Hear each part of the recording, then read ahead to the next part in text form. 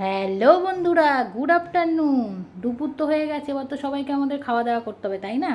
আজ হলো সানডে, আর Sunday special আমরা কি কি লাঞ্চ করছি চলো তোমাদের দেখাই।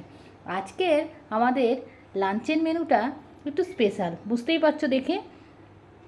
আজকে আমি বাড়িতে শুধু বানিয়েছি চিকেন কষা, আর হাজব্যান্ড আলু বিরিয়ানি আনিয়ে নিয়েছে বাইরে থেকে।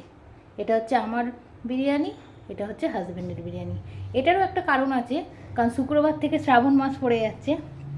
এরপর সানডে স্যাটারডে তো আর একসঙ্গে খেতে পারবো না, কারণ আমি নিরামিষ খাবো, হাজব্যান্ড ননভেজ খাবে। আর আমি তো বিরিয়ানি খুব ভালোবাসি, তাই হাজব্যান্ড বললো চলো আজকে বিরিয়ানি তোমাকে খাইয়ে দিই, আবার 1 মাস পরে তুমি খাওয়া দাওয়া করবে। তো যাই হোক, আমরা এখন আমাদের লাঞ্চ থালি বেড়ে নিয়েছি আর খেতে বসে যাচ্ছি।